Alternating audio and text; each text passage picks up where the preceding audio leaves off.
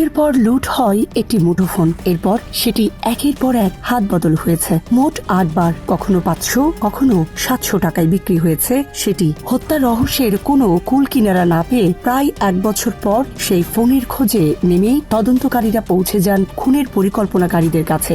আর তাতেই উন্মোচিত হয় রাজশাহীর বাগমারায় মা ছেলের আলোচিত জোড়া হত্যাকাণ্ডের রহস্য। 2014 সালের 23 নভেম্বর রাজশাহীর বাগমারা উপজেলার দেউলা গ্রামের একটি সাধারণ বাড়িতে ঘটে যায় ভয়াবহ এক ঘটনা, যা পুরো এলাকায় আতঙ্ক ছড়িয়ে দেয়। সেই রাতে নিজ বাড়িতেই নির্মমভাবে খুন হন 55 বছর বয়সী আকলিমা বেওয়া এবং তার 28 বছর বয়সী ছেলে জাহিদ হাসান। ধারালো অস্ত্র দিয়ে তাদের জবাই করা হয়। পরদিন সকালে এই হত্যাকাণ্ডের খবর ছড়িয়ে পড়লে এলাকায় চাঞ্চল্য তৈরি হয়। নিহত আকলিমার আরেক ছেলে দুলাল উদ্দিন বাগমারা থানায় একটি হত্যা মামলা দায়ের করেন। জীবন অবাক না করলে কে করবে? 28% মিল্ক ফ্যাটের অবাক করার সাথে ফ্রেশ মিল্ক পাউডার। জীবন অবাক করুক প্রতিদিন। প্রথম দিকে মামলার তদন্ত করে বাগমারা থানা পুলিশ। তদন্তের অংশ হিসেবে কয়েকজন সন্দেহভাজনকে গ্রেফতারও করা হয়, কিন্তু পরে দেখা যায় তারা কেউই সরাসরি এই হত্যাকাণ্ডের সঙ্গে জড়িত নয়। ফলে মামলাটি ধীরে ধীরে জটিল ও অমীমাংসিত অবস্থায় চলে যায়। প্রায় 1 বছর এই অবস্থাতেই থাকে তদন্ত। পরে মামলাটির দায়িত্ব নেয় পুলিশ ব্যুরো অব ইনভেস্টিগেশন বা পিবিআই। এখান থেকে শুরু হয় নতুন করে তদন্তের মোড় ঘোরানোর অগ্রগতি।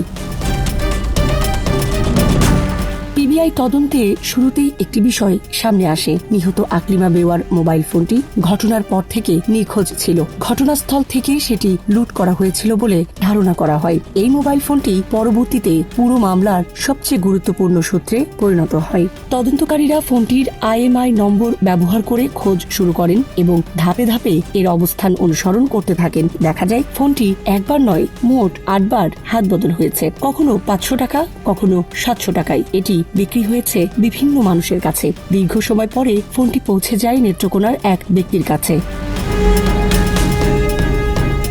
এই ধারাবাহিক হাত বদলের সূত্র ধরেই তদন্তকারীরা বুঝতে পারেন ফোনটি শুধু চুরি হয়নি, বরং এটি একটি পরিকল্পিত হত্যাকাণ্ডের গুরুত্বপূর্ণ আলামত। ফোনের গতিপথ অনুসরণ করতে করতে পিবিআই ধীরে ধীরে এমন কিছু মানুষের কাছে পৌঁছায় যারা সরাসরি হত্যার পরিকল্পনার সঙ্গে জড়িত ছিল।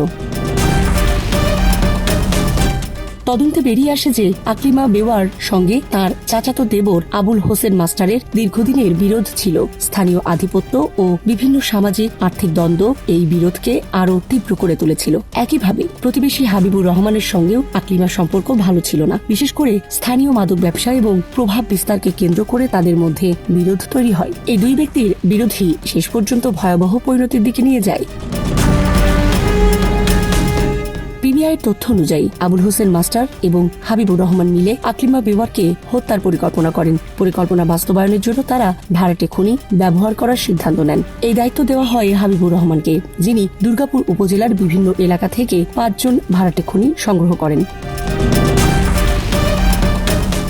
ঘটনার দিন 2014 সালের 23 নভেম্বর রাতে পরিকল্পনা অনুযায়ী খুনিরা দুর্গাপুর থেকে প্রায় 18 কিলোমিটার দূর থেকে মোটরসাইকেলে ঘটনাস্থলের দিকে রওনা হয়। আবুল হোসেন মাস্টার নিজে তাদের পথ দেখিয়ে নিয়ে আসেন। খুনিরা তার মোটরসাইকেল অনুসরণ করে দেউলা গ্রামের আকলিমার বাড়ির সামনে পৌঁছে যায়। রাত 8:30 থেকে 9:30টার মধ্যে ভয়াবহ সেই হত্যাকাণ্ড সংগঠিত হয়। ধারালো অস্ত্র দিয়ে আকলিমা বেওয়া ও তার ছেলে জাহিদ হাসানকে হত্যা করা হয়। হত্যার সময় বাইরে একজন পাহারায় ছিল বলেও তদন্তে জানা যায়। হত্যাকাণ্ড শেষে খুনিরা দ্রুত ঘটনাস্থল ত্যাগ করে এবং নিহতের মোবাইল ফোনটি সঙ্গে নিয়ে যায়। এই মোবাইল ফোনটি পরে তদন্তের কেন্দ্রবিন্দুতে পরিণত হয়। পিবিআই ফোনটির হাত বদলের প্রতিটি ধাপ খতিয়ে দেখে। দেখা যায় এটি একের পর এক মানুষের কাছে অল্প অল্প টাকায় বিক্রি হয়েছে। এই সাধারণ মনে হওয়া হাত বদলের ঘটনায় শেষ পর্যন্ত পুরো চক্রকে উন্মোচন করে দেয়। ফোনটি কোথা থেকে কার কাছে গেছে, কে কত টাকায় বিক্রি করেছে, সবকিছু বিশ্লেষণ করে তদন্তকারীরা মূল পরিকল্পনাকারীদের পর্যন্ত পৌঁছে যান। এই তদন্তের ভিত্তিতে মোট 7 জনকে গ্রেফতার করা হয়। এর মধ্যে ছিলেন পরিকল্পনার মূল 2 ব্যক্তি আবুল হোসেন মাস্টার এবং হাবিবুর রহমান। পাশাপাশি ভাড়াটে খুনিদের কয়েকজনকেও আটক করা হয়। পরে আদালতে এই মামলার বিচার কার্যক্রম শেষ হয়। জীবন অবাক না করলে কে করবে? 28% মিল্ক ফ্যাটের অবাক করার সাথে ফ্রেশ মিল্ক পাউডার। জীবন অবাক করুক প্রতিদিন। রায়ে আদালত 3 জনকে মৃত্যুদণ্ড দেন। তারা হলেন আবুল হোসেন মাস্টার, হাবিবুর রহমান এবং আব্দুর রাজ্জাক, যিনি দুর্গাপুরের দেবীপুর এলাকার বাসিন্দা এবং একসময় বিজিবি বিজিবির চাকরিচ্যুত সদস্য ছিলেন। তাকে ভাড়াটে খনি দলের নেতৃত্বে থাকার অভিযোগে মৃত্যুদণ্ড দেওয়া হয়। এছাড়া হত্যাকাণ্ডে সরাসরি অংশ নেওয়া অন্যান্যদের মধ্যে আব্দুল্লাহ আল কাফি, রুহুল আমিন, রুস্তম আলী এবং মনিরুল ইসলাম ওরফে মনিরকে যাবজ্জীবন কারাদণ্ড দেওয়া হয়। সামরিনা প্রীতি, ঢাকা এক্সপ্রেস।